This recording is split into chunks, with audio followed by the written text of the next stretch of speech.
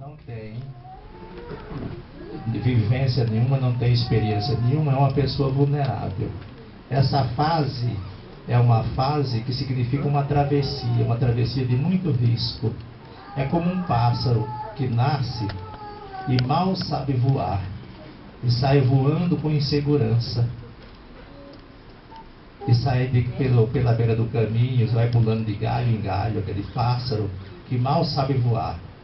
Qualquer descuido ele cai, e pode cair na boca da cobra, na boca do lobo e assim por diante. Assim também é a criança, assim também é a infância.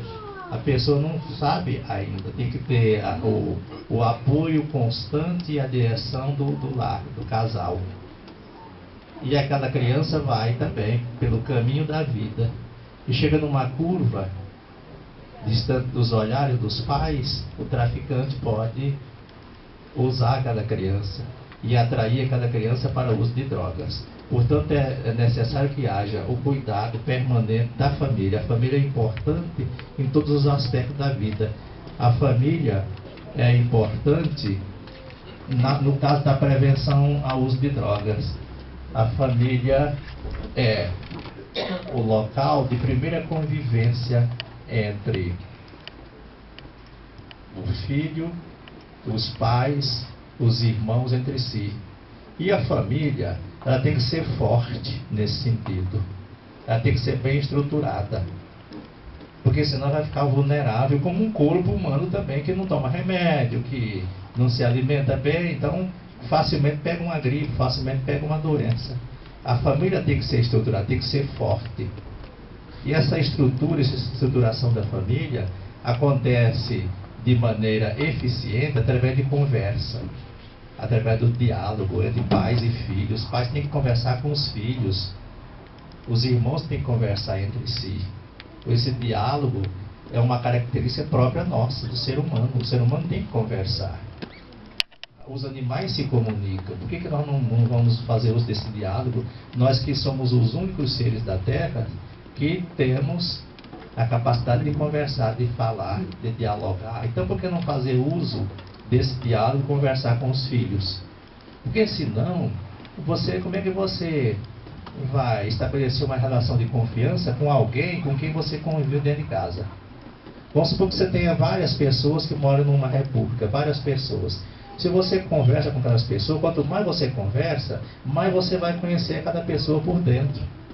Aí você vai ter condições de estabelecer uma relação de confiança com aquela pessoa. Se aquela pessoa não oferece condições de estabelecer uma relação de confiança, você pode tentar modificar o coração daquela pessoa. Se você não conversa, você vai conviver com aquele grupo de pessoas durante 10, 15, 20 anos, não vai conhecer ninguém vai se conhecer. Resultado, você nunca vai ter condições assim de formar uma relação de confiança, mas sim de formar uma relação de desconfiança. Isso acontece também na família. Tem que haver relação de confiança, de respeito entre o pai e o filho, entre os irmãos, e não relação de desconfiança. E tem que haver um diálogo verdadeiro e autêntico entre pais e filhos. A convivência em família com esse diálogo é uma terapia. É como se fosse uma terapia com um psicólogo. Todo mundo ali é psicólogo, um é psicólogo do outro dentro de casa. Então essa conversa é fundamental. Você tem que conversar com seu filho. E você tem que induzir isto na cabeça de outras pessoas, do vizinho, das pessoas com quem você conversa. Vocês viram aquela passagem bíblica: fazei disto uma narrativa a seus filhos, e estes também a seus filhos, e assim por diante. E quem não faz isso, logicamente, um dia poderá derramar lágrimas, e aquelas lágrimas um dia, quando forem derramadas, com certeza se transformarão numa dor eterna. Diz isto. Então o nosso dever é ser solidário para com o próximo. Em primeiro lugar, a solidariedade e a compreensão com os de casa, com os de sangue. É nossa obrigação recebida de Deus, objeto de um juramento. E temos a obrigação de conviver bem e procurar ser solidário com as pessoas que não são de sangue. É o nosso próximo. E assim nós vamos edificando uma identidade coletiva. E nós precisamos dessa identidade coletiva. Agora, os pais, eles têm que renunciar a muitas coisas na vida.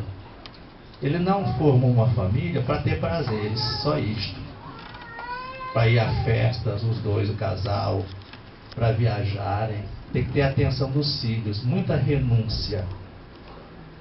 E quando se fala em violência, e quando se fala em drogas, tem que haver também a renúncia com relação ao uso de droga ilícita, por exemplo, o álcool. Então tem que haver renúncia com relação a isto. Porque já foi dito aqui que o filho aprende por imitação. As criancinhas aprendem por imitação. Você dá tchau, vai ensinando, a pessoa vai aprendendo. Com 6 meses já dá tchau, começa a dar tchau. Qualquer coisinha, tudo por imitação. Fala é por imitação. Papá, você vai, mamãe, mamãe, papá, papá. E então, elas aprendem por imitação. E a criança, a tendência natural é imitar quem? É imitar a cada pessoa que convive com ela desde que ela nasceu, são os pais. Então o pai tem que dar bom exemplo, a mãe tem que dar bom exemplo. Então tem que haver renúncia a certas coisas. E com relação ao álcool, por que renúncia? Mas não tem o álcool, não é para beber? É, claro que é para consumir. Mas você tem que renunciar àquilo que corresponde ao excesso. Vamos supor, de 1 a 10. Então o excesso seria de 2 para cima. Então você faz o uso até o número 1. Do 2 para cima é excesso. Aí você tem que renunciar. Porque então o pai bebe e toma cachaça, e toma cerveja e fica bêbado e tal. O pai é ídolo do filho. Se eu sou um ídolo do meu filho para o meu filho e é o natural, logicamente que tudo que eu fizer ele vai achar natural. É o ídolo que está fazendo. Então ele vai ter aquela compreensão natural, e até quando pequenininho, aquele instinto de imitar os pais, de imitar os grandes. É por isso que nós temos que dar bom exemplo. Porque senão chega, o seu filho vai crescendo. 12 anos, 10 anos já quer viver naquela curiosidade, vendo o pai beber, aquilo é uma coisa normal. Aos 15 anos a pessoa já ganhou a rua, um colega chega bêbado em casa. Aí, eu que sempre bebi também em excesso, não renunciei àquela parte, eu vou procurar botar moral. E vou procurar dizer a ele que ele não deve beber, que isso, que aquilo, e vou dar bronca nele, tentar botar freio. Mas aí eu pergunto, e aquele meu filho com 14 anos tem mais autoridade do que eu para me fazer inquirições. Pai, você não bebeu sempre?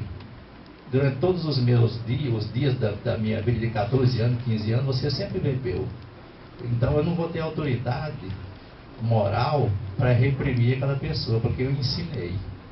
Então, a responsabilidade do pai é imensa, e principalmente com relação à postura que o filho vai adotar na vida. O filho, por onde estiver, ele é uma extensão do lar, com relação a costumes, com relação à postura ética, com relação à moral. Nós somos responsáveis por isso. O pai, a família, é um centro de convenções, onde se tem que ensinar o bem, se dar bons exemplos e efetivamente guiar cada pessoa. O pai tem que orientar, o pai tem que ensinar, mas o pai tem que ter autoridade para exigir também. E se ele não tiver autoridade para exigir, ele não vai se deter de maneira eficiente no momento necessário à reprovação de atos daquele filho. Então, acontece isso. Essa conversa, então, esse diálogo, isso é fundamental para a edificação de valores. A família, hoje em dia, ela não está mais com aqueles valores morais, valores éticos. E esses valores, eles são fundamentais na prevenção do uso de drogas. Fundamentais. Valores éticos, valores morais. Essa compreensão. Agora a gente fica triste e volta aqui aquele juramento que você fez, que eu fiz, é que muitos casais não se sensibilizam, e aquele juramento vai apodrecendo com o passar dos anos. Ora, a gente como pai, a gente tem a obrigação, o dever de bem educar e bem criar os filhos de acordo com a lei de Deus. Mas isso não se encerra por aí. A partir do momento em que nasce o meu filho, eu já estou assim preparando-o para a formação de uma nova família. Você não se esqueça de que você tem a obrigação, o dever e objeto do seu juramento de perpetuar na Terra a espécie humana. E nós temos que perpetuar na Terra espécie humana e não espécie animal. Então veja a responsabilidade do casal. Os casais teriam que se conscientizar e receber constantemente essa orientação e renovar constantemente aquele juramento que foi feito de criar os filhos na fé. Cada um de acordo com a sua convicção religiosa. O importante é que na criação do filho na fé se fale a verdade sobre Deus. Se fala a verdade sobre aquele perante o qual você prestou aquele juramento solene lá no altar.